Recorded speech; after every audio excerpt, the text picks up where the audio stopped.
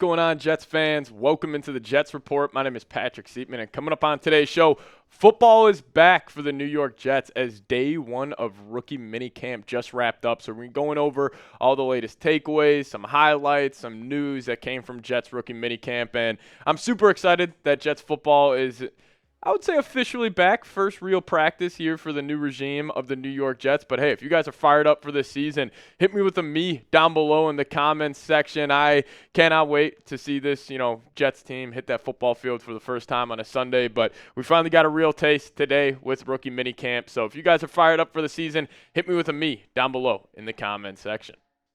All right, first off, I do want to give a massive shout out to Zach Rosenblatt and Robbie Sabo.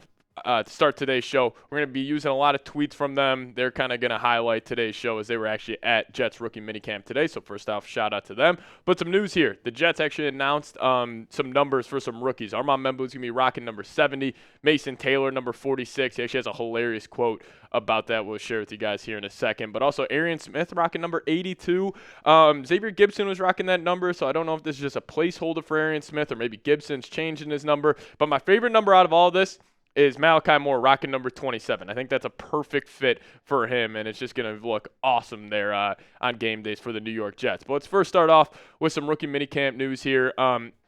Look, it's the first 5 minutes of the Aaron Glenn regime, so don't go crazy with this. But the first takeaway is the clear intent from the coaching staff to be energetic, a lot of chatter. And I love that mentality because it is only May 9th here. And, you got a couple of months before the season fully gets underway, so you want to bring the energy. You want to have the vibes super high during these practices. And clearly, Aaron Glenn and this coaching staff, that was probably priority number one heading into practice, was like, hey, we got to keep the energy levels up. We got to have these guys having fun, but also locked in on the goal here. So I love that kind of being the first report coming out of Jets rookie minicamp. But then also more on Aaron Glenn and his culture here. Jets rookie offensive tackle Armand Membou tells the media that he likes the culture Aaron Glenn is building here and that he'll never demean players. He does expect the best out of players. And I love that because clearly Aaron Glenn, former player, he can relate to a lot of these guys. Like, he knows how it is being, a first-round pick especially. Like, I'm sure Armand Memebou can relate to him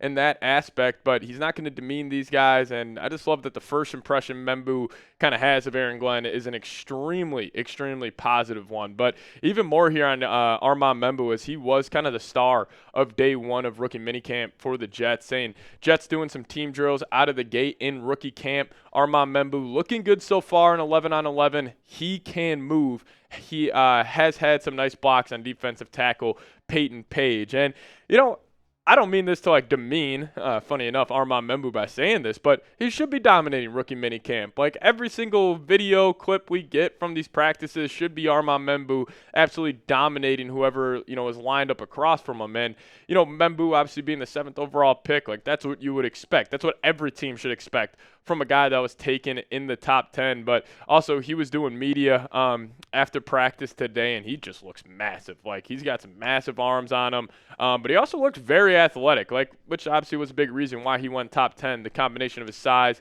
and just his athletic ability. So, early reports are already saying Armand Membou is going to be wearing a gold jacket when it's all said and done. But I also thought this was funny. Armand Membou was talking about when he signed his rookie contract, and he goes, I looked at all those zeros, and I didn't realize how much money I was getting. And obviously signed a 4-year, $31.9 million deal. So that's a lot of money for Armand Membou there, but seems like a really good guy. Seems like he's got his head screwed on, straight here. So I cannot wait to see him just develop with this Jets organization, hopefully for about the next 10 seasons or so. But Rosenblatt also said this, highlighting a certain play at practice, saying quarterback Brady Cook was getting pressured and had a nice flick to tight end Mason Taylor, who caught it and then made some moves after the catch. Would have been a nice gain in a game. So Mason Taylor already shining at rookie minicamp. And, I think Mason Taylor, if I had to circle just one big X factor on the Jets offense, I think he would be it.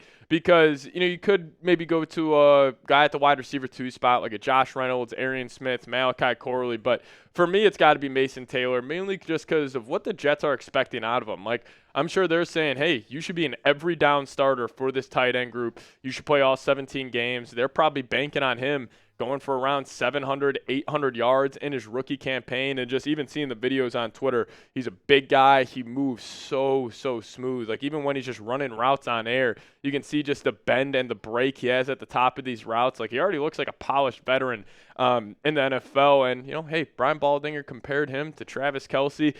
I see it a little bit, just how smooth he runs these routes. And obviously, that's a lofty comparison. Can he live up to that? I mean, that's kind of unfair expectations, but he truly does move like him. 6'5", 250 pounds, super silky running these routes. And Mason Taylor is rocking number 46, and this is pretty funny.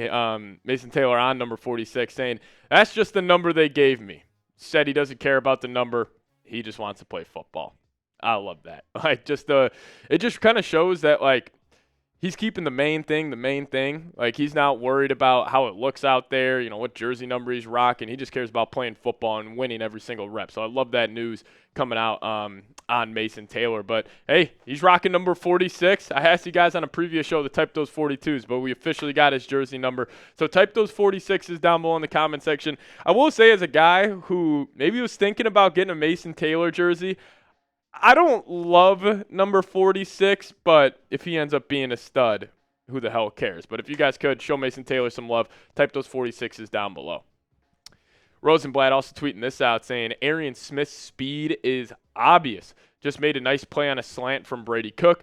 Jets will try to use his speed as a weapon. And, they should. Obviously, that's his calling card of his game. That's his bread and butter, being that burner who can take the top off of a defense. And, if you're just thinking about, obviously, the Jets getting a lot of coaches from the Lions coaching staff over the last couple of years, well, who is their speedster? It was Jamison Williams. So maybe Arian Smith could play that role for Tanner Engstrad and this offense. Obviously, Jamison Williams was, the 12th overall pick, all types of talent, one of the better, deep threats in the National Football League. So, again, lofty comparison there. But you never know. What if Arian Smith just ends up being a complete steal for the Jets? I mean, they already clearly loved him, spending 4th-round draft capital on him when they probably could have got him in the 6th or 7th round if they were very patient. So maybe they view him as that next Jamison Williams.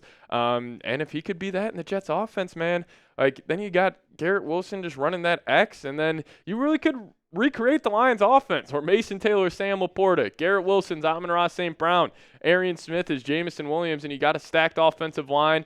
You got a quarterback who, obviously Fields and Jared Goff are polar opposite styles of QB, but you still got 2 good running backs. I don't know. I'm just feeling pretty optimistic about this Jets offense heading into the next season, but also this year, this was on another play where Brady Cook and Mason Taylor could not connect on a pass, but it was a good play, saying New York Jets UDFA Brady Cook found Mason Taylor on a little off-schedule flip for run after catch. Also, Donovan Edwards is getting a lot of play here. He's just one of 2 running backs at Jets rookie minicamp.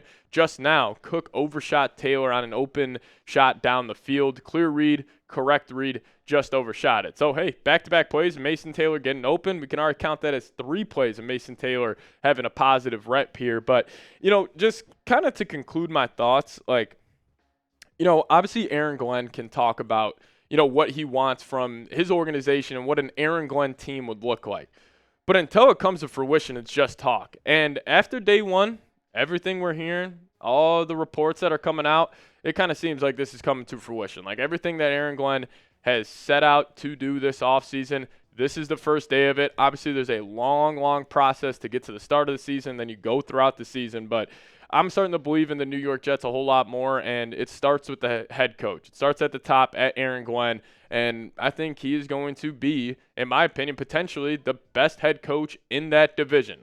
I'm not trying to be hyperbolic when I say that, but I think he could be better than a guy like Sean McDermott. I think he could be better than even a guy like Mike Vrabel or Mike McDaniel. This division, even though you got, Josh Allen for the Buffalo Bills being by far the best player in this division, carrying the Buffalo Bills, but in terms of coaching staffs here, I think it's wide open for the top spot. And if you have Aaron Glenn, Tanner Engstrad, Steve Wilks, I like that trio the New York Jets are cooking up with heading in the next year. But what say you on this one? Do you believe in the New York Jets? Give me a Y for yes. Give me an N for no. I'm going to be typing my Ys on today's show. All vibes are good. All vibes are high here at Jets Rookie Minicamp, so I'll be typing my Ys down below in the comments section. But also, please hit that subscribe button. We are going to be going over Jets Rookie Minicamp yet again on Monday, so keep your eyes out for that video. And we'll see you guys next time. As always, go Jets.